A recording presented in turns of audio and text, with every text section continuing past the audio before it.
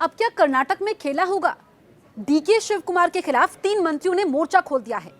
लोकसभा चुनाव के बाद सिद्धरामैया सरकार के 3 मंत्रियों ने deputy CM DK Shivakumar के खिलाफ मोर्चा खोल दिया है। इन मंत्रियों का कहना है कि कर्नाटक में एक की बजाय कम से कम 3 उप मुख्यमंत्री हो। कर्नाटक के कांग्रेस के चाणक्य कहे जाने वाले डीके शिव कुमार के खिलाफ मोर्चा खोलने वाले कांग्रेस के ही 3 मंत्री हैं, बीजेड जमीर खान, केएन राजन्ना और सतीश जरकीहोली। रिपोर्ट के मुताबिक कर्नाटक में इन तीनों ही मंत्रियों को मुख्यमंत्री सिद्धरामैया का करीबी माना जाता है। दूसरी ओर कहा यह जा रहा है कि सिद्धरामैया ने पूरे मामले को हाईकमान पर छोड़ दिया है। शिव कुमार के खिलाफ मोर्चा क्यों खोला गया, ये इस वक्त का सबसे बड़ा सवाल है। लोकसभा चुनाव रिजल्ट यहां पर उनकी परफॉर्मेंस सही नहीं आई। जो हमने रिजल्ट देखे, डीके शिव कुमार परफॉर्म नहीं कर पाए। कर्नाटक में शिव कुमार का गढ़ बेंगलुरु है, जहां की सभी सीटें कांग्रेस पार्टी हार गई है। खुद शिव कुमार के भाई डीके सुरेश बेंगलुरु ग्रामीण सीट से चुनाव हार गए हैं। चुनाव के समय डीके शिव कुमार लगातार दावा कर रहे थे कि इस बार कांग्रेस को अब तक लोकसभा चुनाव में आई सीटों से ज्यादा सीटें मिलेंगी। उन्होंने ऑल टाइम हाई तक की बात कही थी, यानी कि इस बार कांग्रेस का जो परफॉर्मेंस है वो बेहतरीन रहने वाला है, लेकिन रिजल्ट इससे इतर रहा।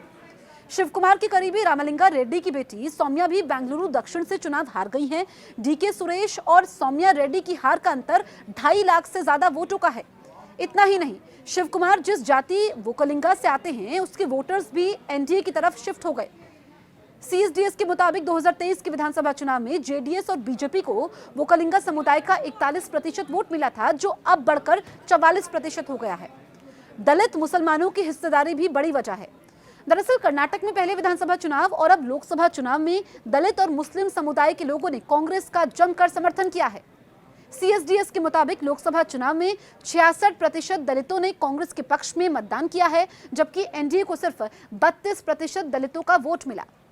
कर्नाटक के 92% मुसलमानों ने कांग्रेस को वोट दिया, वहीं बीजेपी को 8% मुसलमानों का वोट मिला। ऐसे में मुस्लिम और दलित नेताओं ने डिप्टी सीएम पद पर दावेदारी ठोक दी है।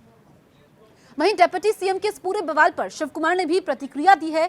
पत्रकारों के एक सवाल पर नाराजगी जाहिर करते हुए शिव कुमार ने कहा कि पार्टी मंत्रियों को समय आने पर उचित जवाब देगी। लोग सुर्खियों में आने के लिए इस तरह की डिमांड करते हैं।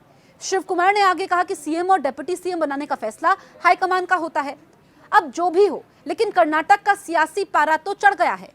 कई लोग इसे राजस्थान से भी जोड़ करके देख रहे हैं, तो कई लोग इसे मध्य प्रदेश से जोड़कर देख रहे हैं। अब देखना है कि ऊंट किस करवट बैठेगा।